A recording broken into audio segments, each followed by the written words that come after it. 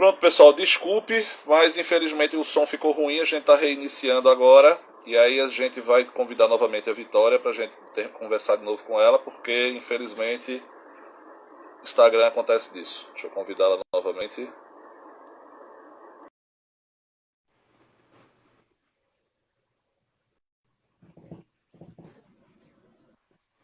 Melhorou o áudio?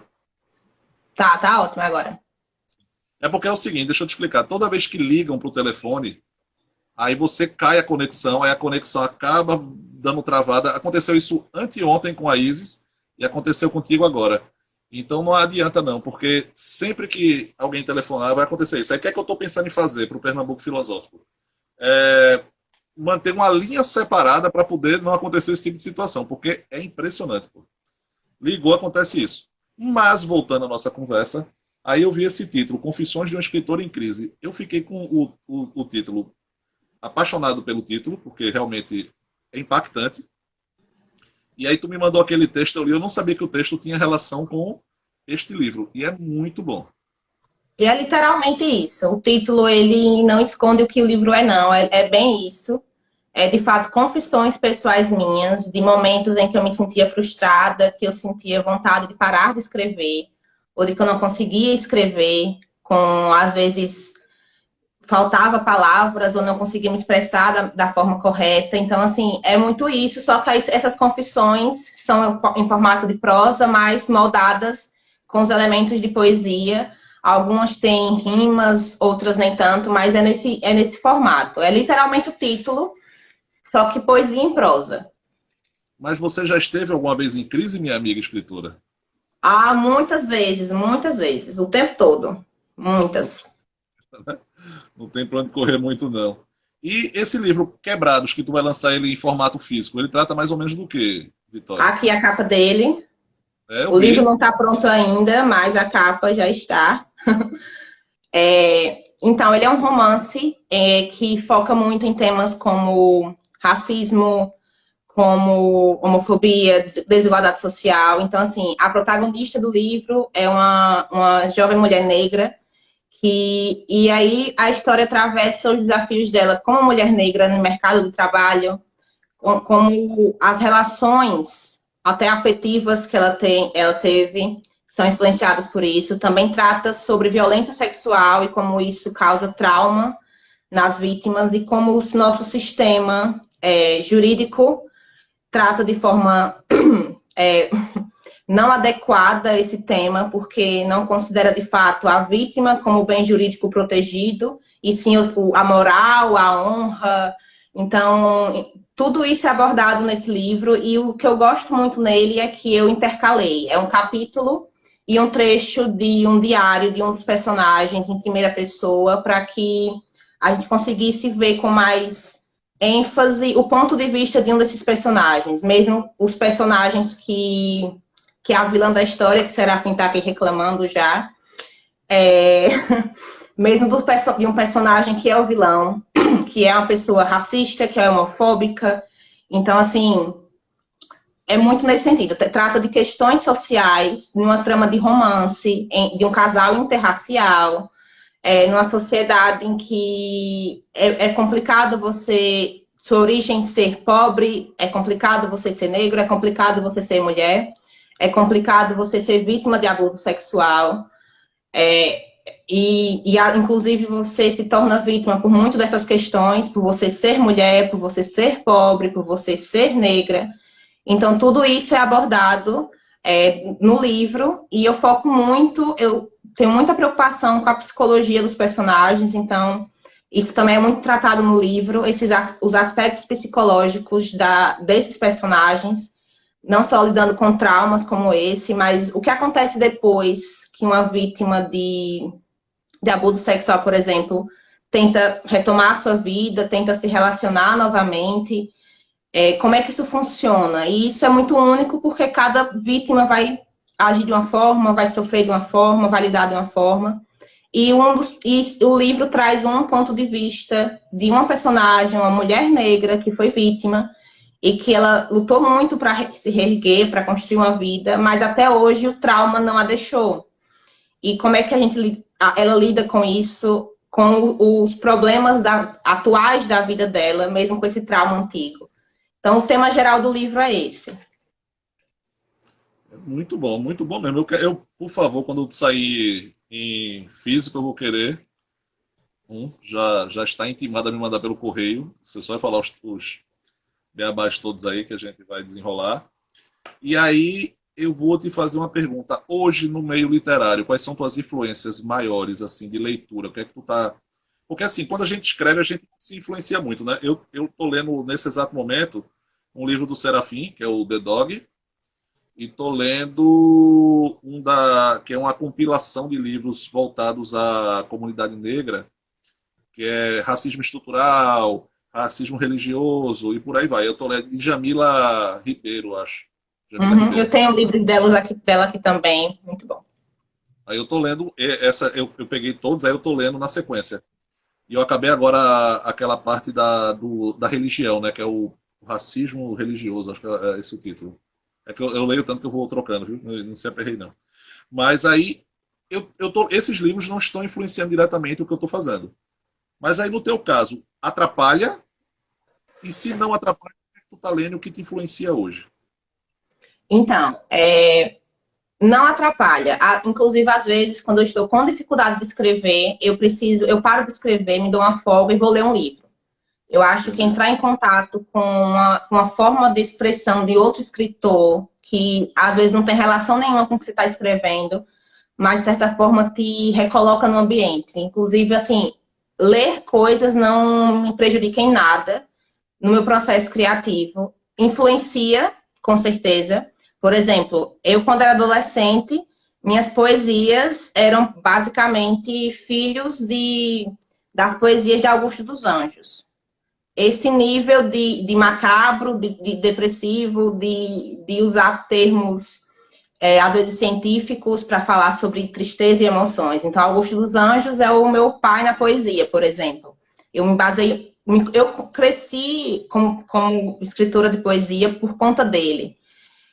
Na literatura eu tenho diversas influências, mas hoje em dia, cada vez mais eu tento não me influenciar tanto. No sentido de que hoje em dia eu já escrevi muita coisa, e cada vez mais eu quero deixar o meu estilo. Eu não quero que o meu estilo de escrever seja influenciado por outros autores. Mas assim, eu nunca deixo de ler. Hoje em dia eu tô lendo pouco, porque a pandemia às vezes me deixa tão ocupada com outras coisas de home office, que às vezes eu me sinto muito cansada até para ler, até para escrever também. Eu dei uma pausa tanto em leitura quanto em escrita por 2 meses para ver se eu sou renovada e volto. Mas eu leio muito, dependendo da época, eu gosto de ler obras que também tratam dos temas que eu gosto de trabalhar nas minhas. Eu gosto de ler obras com representatividade negra. Às vezes, eu estava lendo, inclusive, tá ali, que é o Renoir, que na verdade, não é nem um livro com enredo, ele é uma produção documental de uma universidade dos Estados Unidos sobre o papel do negro no cinema mundial ao longo da história. Muito interessante. Então, assim, às vezes eu gosto de ler coisas que têm relação com o que eu gosto de escrever e com as minhas vivências pessoais, mas que não necessariamente vão trazer muita influência para o meu estilo de escrita. E esse é um desses exemplos. É um livro documental, com imagem, com informações teóricas, com fundamentação. Então, varia muito da época. Às vezes eu quero ler um livro de fantasia, um romance de época, uma ficção científica, um livro de terror. Aí eu vou para os livros de Serafim, com muita morte e muito sangue. Então, varia muito. E aí eu te pergunto, escritora Vitória, falta leitura para o povo brasileiro deixar de ser menos ignorante? Então, né, isso aí me fez... Eu não sabia se ria ou se chorava, porque, na verdade, o povo brasileiro, apesar da média de livros lidos ser tida como baixa, o povo brasileiro lê bastante. Se a gente for considerar a quantidade de pessoas que são usuárias do Wattpad, que leem todos os dias milhares de livros na plataforma no mundo todo, o tanto de pessoas que leem pelo Kindle Unlimited na Amazon, por exemplo, e não entra para registros, E a gente tem que considerar também diversas outras questões. Quanto é que custa um livro físico no Brasil, por exemplo? Então, assim, quem é pobre compra muito pouco livro, mas não quer dizer que ele não leia. Se ele tiver em um ambiente em que ele tem acesso a livros na biblioteca do colégio que ele estuda, na biblioteca pública da cidade, ele tem acesso à literatura. E hoje, com a modernidade, hoje é tão fácil você encontrar obras para ler, seja no iPad, na Amazon, com um celular. Então, assim, o brasileiro lê bastante. Com certeza, ainda a média de leitura no Brasil ainda não é tida como alta, mas lê muito e poderia ler muito mais se pudesse. E falando de outra coisa também, que não deveria ser um tópico de estímulo, mas tem muita pirataria de livro no Brasil. Então, livros, principalmente livros de fora, são muito pirateados no Brasil. E por que iam piratear tantos livros se não fossem lê-los? Então, falta dinheiro para comprar livro? Falta. Mas não significa que o brasileiro não vai ler, ele vai achar um jeito. Então, assim, a questão é muito também política, porque literatura também é conhecimento, é cultura. Então, assim, vamos defender o aumento da taxação de livros, porque quem só rico lê livro. Não é assim, é você tentar negar um acesso que já era caro para pessoas que já não tinham muita condição de comprar, mas querem comprar os livros que leem. Mas brasileiro lê sim, e quero que continue lendo muito mais, porque a gente gosta de cultura, gosta de arte. Aqui o Rio que Passa comentou, eu era pobre e lia sem poder comprar. Mas aí eu vou perguntar agora à professora Vitória. A professora Vitória, o brasileiro até lê, como você falou, mas ele entende o que está lendo? Então, como professora, eu vou reconhecer que é uma questão complexa e que é presente no país todo. Mas eu posso só falar pela realidade da minha região, que é onde eu trabalho, que é onde eu conheço alunos, e aqui é onde eu fui aluna também, e que é um problema grave nas escolas, que todo dia, às vezes, eu reclamo. Muitos alunos, muitos jovens, não sabem interpretar um texto. Lê o que está escrito, mas não sabe o que está dizendo. E aí é um problema que entra na questão do sistema educacional, do que é ensinado nas escolas. Entra também a questão de que, cada vez mais, com a modernidade, com a tecnologia, tudo fica muito rápido. Então, as crianças que já nasceram com celular, elas, de fato, elas compreendem o mundo de uma forma muito rápida. Interpretação não necessariamente é uma coisa que você faça rapidamente. Você precisa, às vezes, ler, reler, analisar contexto, analisar informações que, às vezes, não estão diretamente colocadas no texto, para você, de fato, entender o que o texto está dizendo. E o mundo hoje é muito rápido, e as crianças de hoje, elas já nascem nesse mundo acelerado. Então, assim, eu nasci numa época que não tinha celular ainda. Eu fui ter um celular já grande, né? Falando isso, eu com 43, quando eu nasci, não tinha nem TV colorida se bobear. Pois, então, assim, você é de uma geração, eu sou de outra, e você percebe que a vivência, a experiência e o contato com o mundo foi totalmente diferente. E, às vezes, essa diferença ocorre com 5 anos de diferença, com 3 anos de diferença entre uma geração e outra. E é muito impactante. Então, eu vejo isso nos meus alunos. Meus alunos, às vezes, leem uma questão de uma atividade que, para mim, é óbvio o que a questão está dizendo, e eles vêm no meu privado perguntar: o que é que está pedindo aqui? Aí eu vou dizer quase com as mesmas palavras o que está escrito ali, só que de outra forma, porque eles não conseguem, de fato, ler o que está ali. Então, assim, é um problema gravíssimo que a gente precisa trabalhar, que é um problema estrutural da educação brasileira, e que eu não sei nem pontuar onde foi que começou o erro.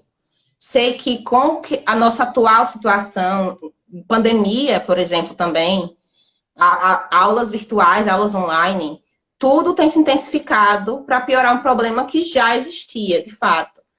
E aí, às vezes, eu me pego sem saber o que fazer, e a gente tenta estimular os alunos, tenta mostrar, olha, releia, perceba que que está aí dentro o que quer dizer.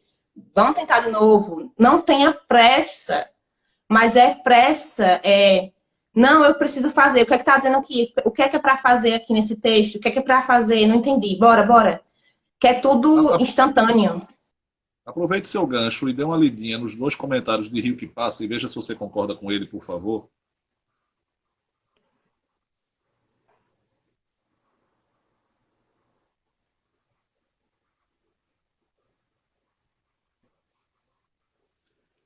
Conseguiu achar?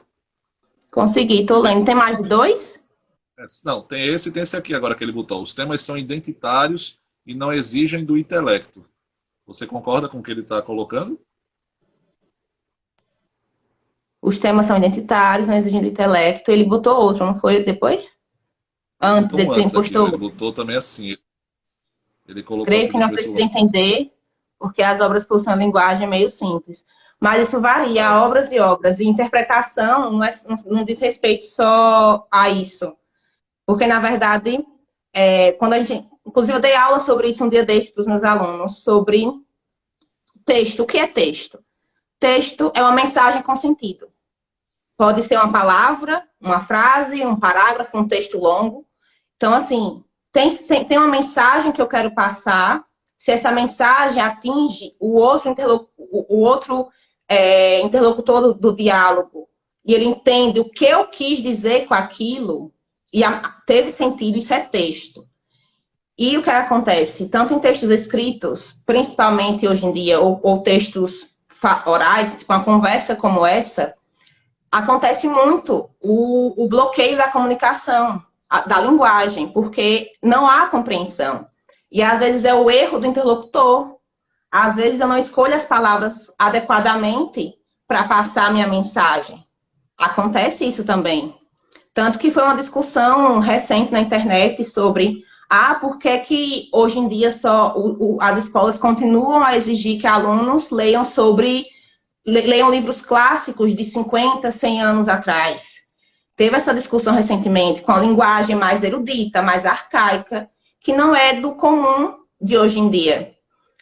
Entendi. Teve essa discussão recentemente, justamente a dificuldade de você concluir a mensagem, concluir o texto, né? O que acontece muito com a música também, né? Às vezes você faz uma música, vai depender da interpretação da pessoa. A mesma coisa é um texto. E aí eu quero puxar esse gancho contigo. O que é que tu acha desses textos orais que não colocam, por exemplo, parágrafo e crase? Porque, por exemplo, eu gosto muito de escritores que vão assim, direto, como se fosse uma conversa. Sabe, direto. Então ficam textos prontos. A gente não coloca nem parágrafo, nem crase. Tu acha legal? Tu acha que não é interessante? Então, na verdade, é um estilo. É um estilo de expressão, assim como tem tantos outros. Qual é o nome daquele escritor, meu Deus? Do Alto da Compadecida? Tá na ponta da língua. Ariano Suassuna. Ele tem uma forma, um estilo próprio de construir os textos dele, as obras dele. E você vai dizer que o que ele faz é errado, o que ele faz é certo ou é errado? Não, porque nós estamos falando de literatura, é arte, nós não estamos falando de uma aula de língua portuguesa em que você vai ser avaliado por saber usar uma crase, saber usar uma vírgula. Porque, ok, é o que a gente precisa ensinar como conteúdo programático. Quando vem para a arte, isso não é considerado. No sentido de dizer, a forma como ele escreve sem pontuação, por exemplo, é errada. Não, é o estilo linguístico dele. Talvez seja até uma metáfora para o que ele quer passar com o texto dele. Tudo isso. Então, assim, depende muito. Eu gosto de ler e escrever com textos que estejam estruturados, mas da mesma forma me fascina completamente eu pegar um livro e de surpresa eu perceber uma página em que as palavras elas foram cortadas intencionalmente, modificadas, realocadas, que a pontuação não foi utilizada intencionalmente para que eu interprete isso, para que eu perceba isso. Porque é um estilo também. Então, assim, para mim não há limites ou regras impostas quando você escreve de forma artística. O que acontece em sala de aula é que você precisa ensinar. Mas outra coisa também que professores precisam entender, que não é porque você ensina a língua portuguesa, ensina gramática, que a forma como seu aluno se expressa deve ser considerada errada também, que é a discussão de Carlos Banha sobre preconceito linguístico. Então, assim, é uma questão que, assim, você consegue passar a sua mensagem com o texto que você fez? A pessoa captou o que você queria dizer? Se captou, você atingiu o seu objetivo. Se você usou expressões regionais, se você usou gírias, se você usou elementos linguísticos que às vezes um interlocutor de outro estado não vai conseguir entender, mas sua região, seu povo consegue entender, nesse grupo você atingiu seu objetivo, o seu texto teve sentido, é texto porque teve um sentido. Então, assim, é uma questão que dava para falar por horas e horas e horas e horas, porque é um tema extenso. Tem um livro mesmo que eu estou lendo aqui, que ele é clássico, mas eu estou sentindo tão cansativa a leitura dele, tão cansativa. Eu parei ele já umas 8 vezes já para poder começar de novo. Eu leio pedaço paro, leio pedaço paro, porque não é uma leitura que para mim está sendo fácil. Já eu gosto muito de escritores que vão direto. Você às vezes até sabe usar uma crase, sabe usar um parágrafo, mas você não quer no texto, entendeu? Você quer deixar um texto mais direto. Não, é uma linguagem mais simples, porque é isso. Na verdade sobre a questão de livros clássicos, por exemplo. Eu sou apaixonada por livros clássicos, mas da mesma forma, eu não vou dizer que todo dia eu vou estar com paciência ou com ânimo para ler um livro clássico. Não vou. Às vezes eu quero pegar um livro totalmente simplista, em que eu apenas sente e eu não preciso, eu só leia sem muitas regras, sem muita pausa, porque, tipo, diz muito respeito também a como você está mentalmente, a linguagem que você quer naquele momento. Então, assim, nós nunca poderemos desvalidar os clássicos. Mas, da mesma forma, algo que tem que começar a ser feito no mundo todo, e principalmente no Brasil, é validar as obras contemporâneas. As obras que a linguagem é mais simples. As obras que a linguagem, elas combinam com a época que a gente está vivendo e com a realidade que nós estamos vivendo. Eu tenho um livro de comédia romântica que boa parte do livro é mensagens, é quase um livro epistolar por mensagens de Twitter. E que é coisa mais representativa da atualidade do que uma coisa dessa? E tá errado? Não tá errado. Não tá. Aí a Maiara, que diva, tá dizendo aqui, ó. Quem diva, eu acho, o mundo, no geral, ao meu ver, não exige intelecto. Deixa de ter razão, né? Deixa de ter razão. Deixa eu ler mais um texto teu, que eu achei formidável. Aqui, ó. Às vezes, as melhores respostas são as menos complicadas, pensou Brena. Esse, às vezes, as melhores respostas são as menos complicadas, me fascinou também, porque é uma verdade verdadeira, absolutíssima. Fala desse textinho teu. Passa. O ser humano tende a complicar o que já está difícil. A gente complica demais às vezes. Eu acho que em tudo na vida a gente tem por várias questões.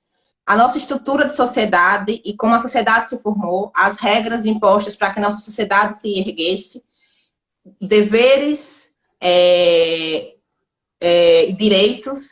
Então, assim, a gente é moldado em muitos aspectos. E aí tudo tem regra, tudo é complicado. E a vida não precisa ser desse jeito. Tudo é burocracia. E a gente torna a nossa própria vida burocrática. A gente burocratiza nossas emoções. A gente burocratiza nossas relações pessoais. Então, assim, a gente cria problemas, às vezes, onde não existe. E o problema que já existe, a gente potencializa. E a gente precisa aprender a simplificar as coisas em tudo. Se não deu certo, eu sei, é ruim, é triste, mas não é o fim do mundo.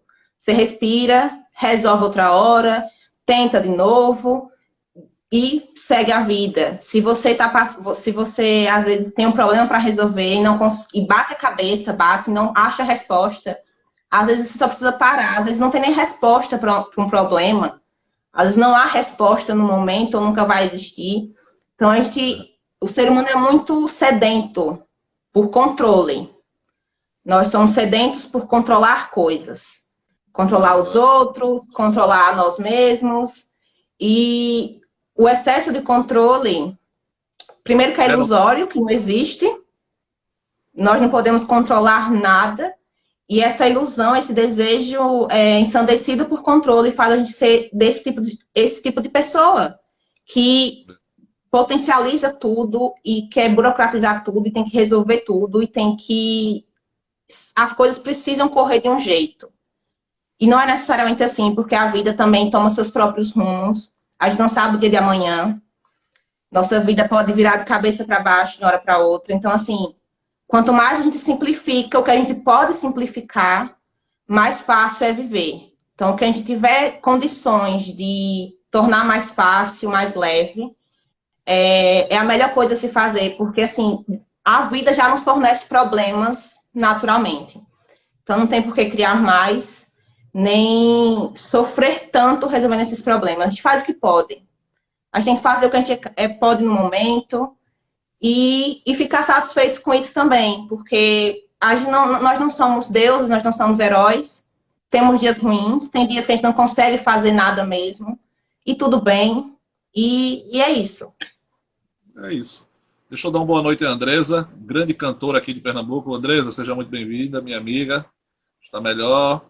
A Maiara Aquediva está colocando aqui, não desenvolver o intelecto, não ser de fato pensante, favorece todo um sistema. A meu ver, isso se reflete na literatura, perfeitamente.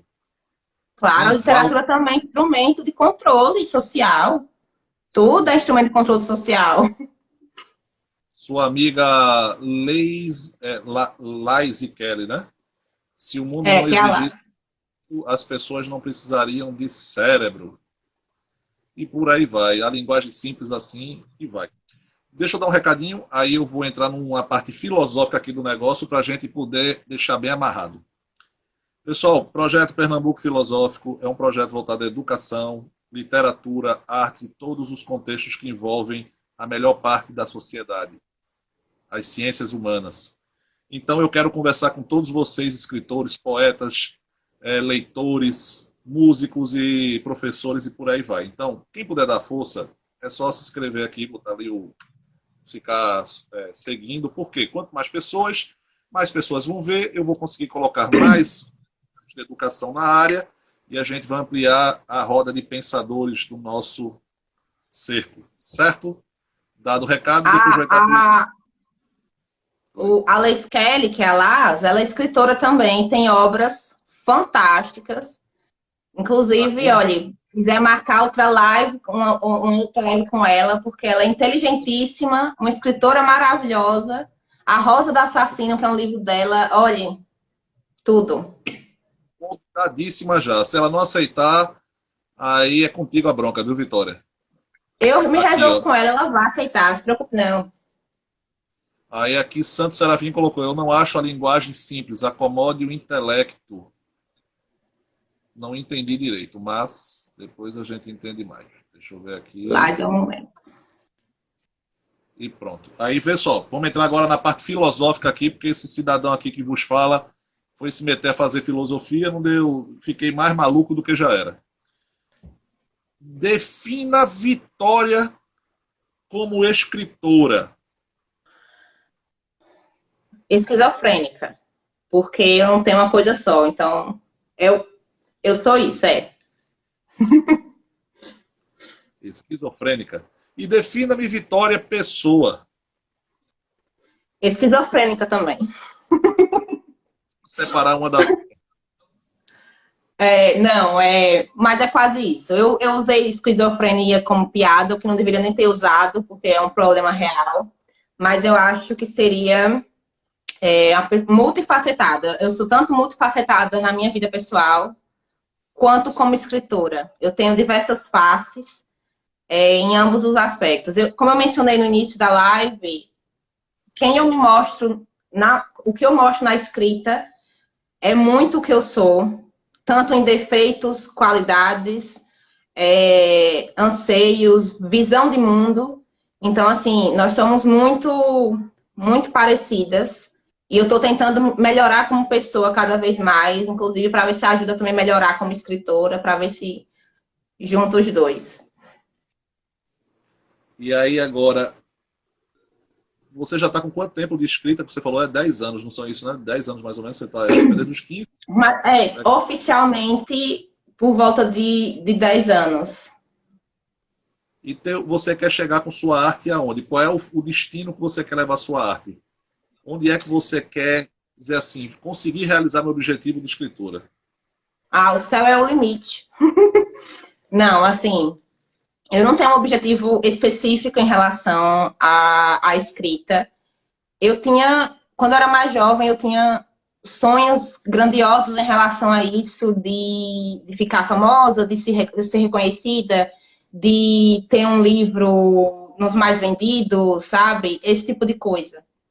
Hoje em dia, eu só quero, como escritora, eu quero muito que um dia eu possa viver da escrita, de eu me dedicar a essa arte, a essa atividade, sem a preocupação de ter outros empregos para pagar os boletos no final do mês.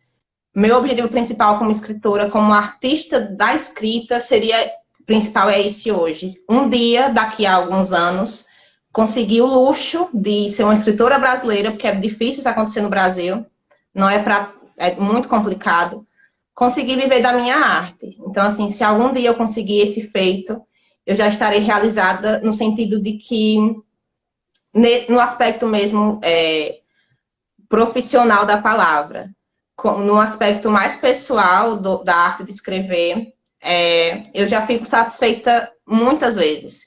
Cada comentário que eu vejo no Wattpad falando que, nossa, isso me tocou, esse texto que você fez me descreveu ou expressou algo que eu sentia, e que qualquer leve elogio a alguma coisa que eu escreva, no sentido de dizer assim, nossa, você me tocou, o que você escreveu me tocou, já é uma vitória para mim. Então, isso eu consigo ganhar constantemente com os leitores que eu já consegui encontrar nesse caminho de escrita. Profissionalmente é viver da escrita, mas assim, todo dia eu recebo um pouco de satisfação e de uma meta é alcançada. Tem um texto que você lança, que alguém lê e fala, nossa, eu me identifiquei, eu senti algo. Então, assim, já estou satisfeitíssima com isso, com o que eu já tenho hoje. Espero que só se amplie, que chegue a mais pessoas. Tem um escritor paulista chamado Mário Bortolotto. Não sei se você já ouviu falar dele. Ele vendeu uma obra dele literária para o canal da TV. E esse canal fez uma série da obra dele e eles foi o maior arrependimento da vida dele.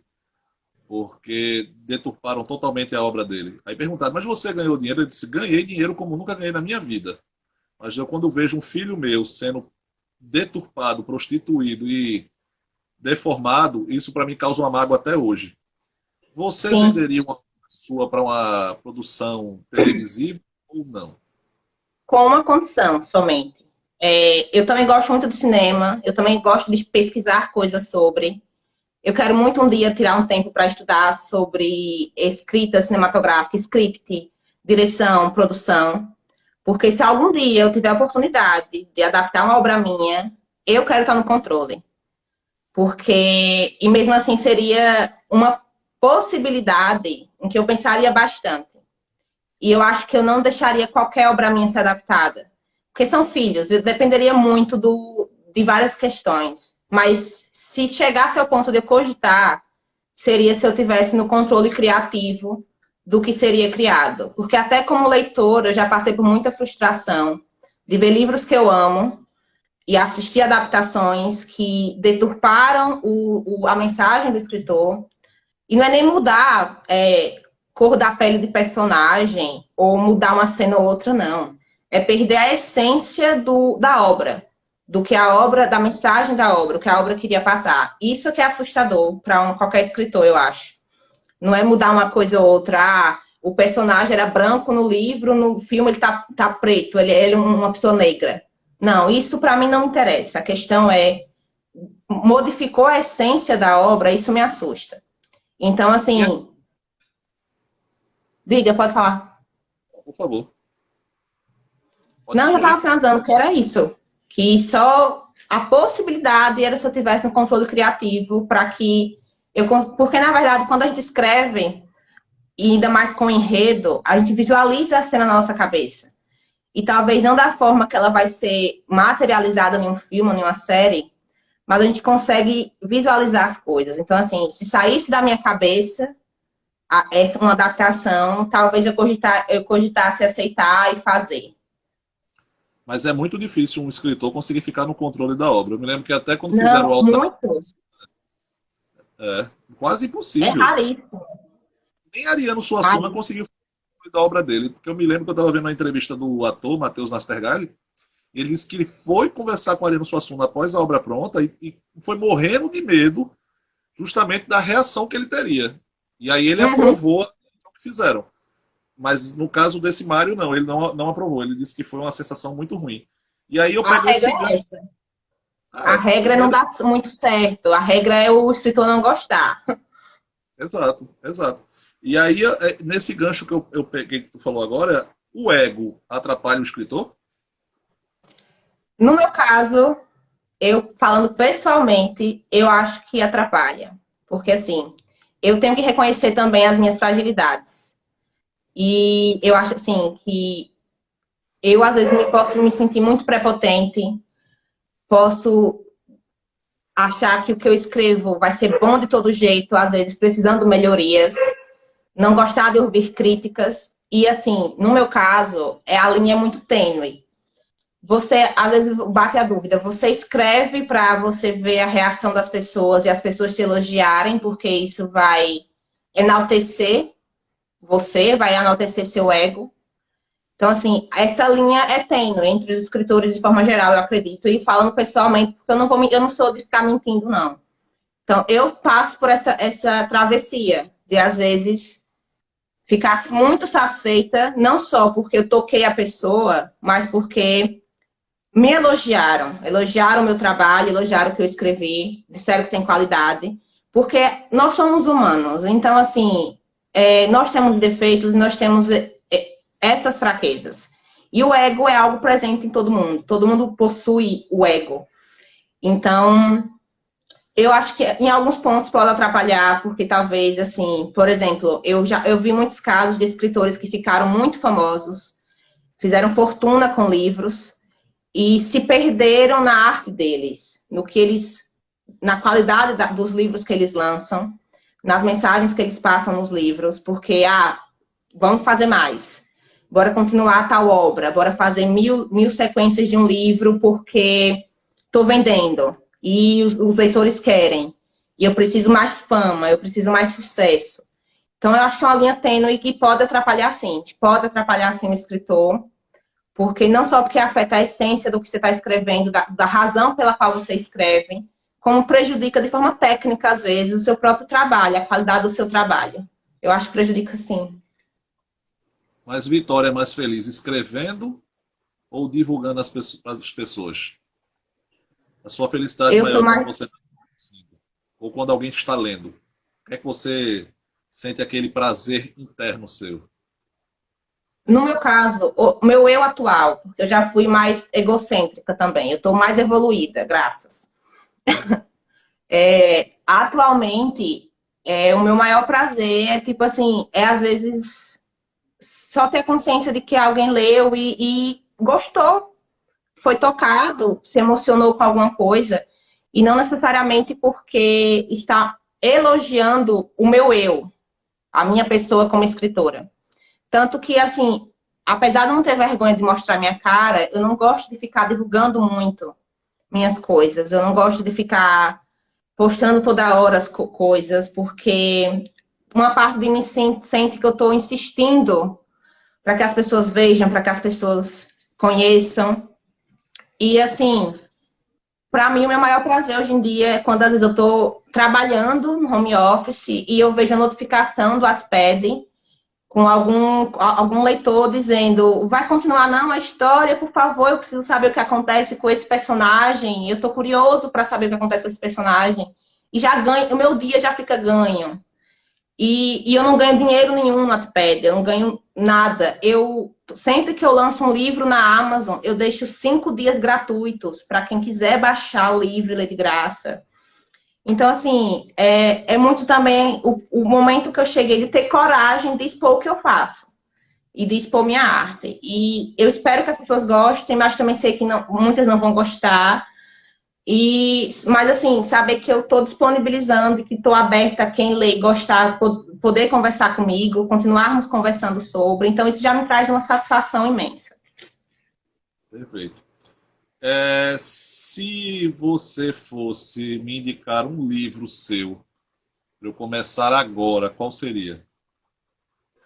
Agora, já que você gostou do título e que você também você escreve também, eu acho Eu que acho. Confissões de um Escritor em Crise é muito bom, porque de fato é bem interessante a prosa falando sobre isso, tem ilustrações também no e-book. Mas fora isso, de enredo, de textos com enredo, tem 3 contos na Amazon, que é Peccato Mortiferum, Escama e Rubro, que eles são 3, uma trilogia, a trilogia Niara, que eles são bem curtinhos e com aspectos do Brasil, com um pouco de mitologia também. Então, assim, fora o de poesia em prosa, que você já viu, achou o nome interessante, eu recomendaria esses 3 contos. E depois, claro, que Quebrado sair, você lê Quebrados. E qual seria o livro que você deixaria quando Vitória não estiver mais neste plano, falar assim, este livro me representa, pelo menos até agora? Até agora, é Quebrados. Até agora. Mas eu ainda sinto que a minha melhor obra não foi escrita ainda, porque eu ainda preciso, eu acho que ainda sou muito jovem, tenho muito a aprender ainda. E eu espero aprender mais com a vida para que isso seja refletido nas minhas obras. Então, assim, hoje é Quebrados, mas eu espero que em um futuro próximo eu consiga escrever algo que eu sinta mais orgulho ainda do que Quebrados e para dizer assim, olha, tá, escrevi minha melhor coisa, eu já posso bater as botas que tá bom para mim. Tá bom, já encerrei o turno. Essa trilogia que tu escreveu, foi intencional tu fazer uma trilogia? Acabou acontecendo sem você esperar? Foi um pouco sem esperar, porque na verdade eu estava participando junto com o Serafim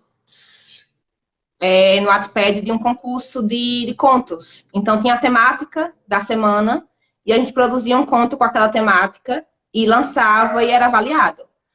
E não foi intencional fazer os 3, só que assim, eu gostei tanto da primeira personagem do primeiro conto que eu quis usá-la novamente. Então, o que se repete são a protagonista dos 3 contos. Isso, Serafim, foi o concurso Fictésia. O que se repete são os 3 contos, nos 3 contos é a personagem, porque eu gostei dela. Por isso que é a trilogia Niara. Niara é a personagem. Mas não foi intencional fazer assim. Foi pelo concurso Fictésia, que era o Simvaldo, um dos organizadores, que está aqui na live também, que jogou o tema, a gente fazia com o tema aqui do concurso e lançava o conto. E aí depois eu só fiz juntar porque, assim, eu gostei da personagem. Eu fiz uma loucura dessa, tô com medo. Loucura dessa. Deixa eu só falar aqui mais uma vez pro pessoal, pra gente eu te fazer a saideira contigo. Deixa eu só mais uma vez te apresentar para quem, já que a gente interrompeu a live, né? Que teve aquele probleminha. Pessoal, hoje à noite a gente teve o prazer inenarrável, digo até sobrenatural, já que minha amiga parece que é bruxa também, né? Você falou para mim que era bruxinha também, né? Vitória Santana, professora, escritora, poetisa, ela é da Bahia, Salvador, capital? Não, sou do interior. Não sou de capital, não. Sou do interior, é pra dentro. Qual é a cidade? Agostina. Agrestina, não é isso? Agostina. Agostina, conheço não. É quantos quilômetros de Salvador? Minha região ela é muito mais próxima de Sergipe. Então, assim, é mais fácil a gente chegar em Aracaju do que em Salvador. É muito mais próximo de Aracaju. A gente é uma região, assim, de divisa Bahia-Sergipe, então a gente tem uma mistura das 2 culturas. Então, Salvador é um pouquinho longezinho pra gente. Demora mais. Ganhadora do prêmio Whats 2019, prêmio principal da plataforma Wattpad, na categoria Poesia com a obra O Desdobrar da Mente Escalando os Sentidos. Vê que um dia que eu fizer um título desse, eu digo a você que eu já cheguei no meu patamar. É a loucura. A loucura. Lê e escreve desde dos 15 anos, que realmente começará a considerar um ato de escrita como indispensável no momento. Possui 60 obras, é isso mesmo? Hã? 61 obras até agora, você possui? 61, não foi erro não de digitação? Eu estou perguntando, são 16, não é isso? Isso, 61. Ai, meu Deus, que susto. Eu pensei que eu tinha escrito e não lembrava. Não, Não. 16 obras na plataforma digital Wattpad, entre contos, obras de ficção, e já está também na Amazon.com, incluindo o romance Quebrados, que será lançado em breve em formato físico, pela editora Lenice Garcia, não é isso? Uhum. Eu quero agora que você deixe o recado para os seus amigos, seus admiradores, seus fãs, seus leitores e todos os mais que lhe seguiram até aqui neste bate-papo muito fera e massa. Eu só queria agradecer primeiro pelo convite, pela live. Foi muito bom conversar hoje com você, não só sobre meus livros, mas sobre diversos outros temas que Bom, são do meu interesse. Foi muito bom. Quero agradecer muito também a todos os meus amigos lindos que apareceram na live, sejam os amigos escritores, como o Serafim, o Wes, a Laz, a Nina que também apareceu, o Simvaldo também apareceu aí. Mas também meus outros amigos pessoais lindíssimos, que são indispensáveis na minha vida. Borarrei, Laz, a May apareceu, Kathleen, Sabre, Dani, Elo, todas as minhas amigas, assim, próximas a mim, que também me ajudaram muito nesse processo de me manter escrevendo, de me estimular a, a não parar, porque sabe que eu amo muito, e se eu amo muito, tem uma razão, então não preciso parar, tenho que dar o meu melhor para não parar, faço o meu possível. Então, só quero agradecer a todo mundo que compareceu, e a quem eu não conheço também que apareceu na live, só quero deixar um muito obrigada por acompanhar. Foi muito boa a experiência. Amo conversar sobre literatura, sobre arte, sobre qualquer coisa. Então foi ótimo, eu só tenho a agradecer. Obrigada. Você que é, Kathleen. e eu já estou deixando um Não, convite. meu amor. E eu já estou deixando um convite para os demais escritores que estão aqui. Todo mês eu quero ter conversas com 2 escritores de qualquer estilo, qualquer formato. Esse projeto aqui é para isso mesmo, para a gente levar cultura, artes e poesia para todos. Se você puder me dar a honra, viu, Vitória, de dar uma olhadinha lá no Wattpad, botar Ernesto Viriato e ver lá o que eu estou fazendo. Seja muito Pois sincera. mande o link na DM, no direct. Pode mandar. E é isso, pessoal. Então, eu não fechei ainda, só tem uma live para o dia 6 de julho, não está fechada ainda as lives de julho, então, se algum escritor, por favor, se interessar em conversar conosco, só é deixar um toquezinho lá, sem bronca mesmo, pode deixar lá, olha, vamos bater um papo, a gente bate. E em breve eu estou fazendo um formato para 2, 3 pessoas conversarem ao mesmo tempo, que vai ser muito massa. Certinho? Vitória, muito, muito, muito, muito, muito, muito, muito obrigado. Não tenho como lhe agradecer. Você dê esse tempo, você dê esse espaço para mim. Valeu, foi fera, foi massa. E a gente vai se comunicando e conversando, tá certo? Eu que agradeço. Abração a todos. Vai estar aqui no Instagram essa live e vai estar lá no YouTube no Pernambuco Filosófico. Boa noite, pessoal. Até mais. Tchau, tchau. Até.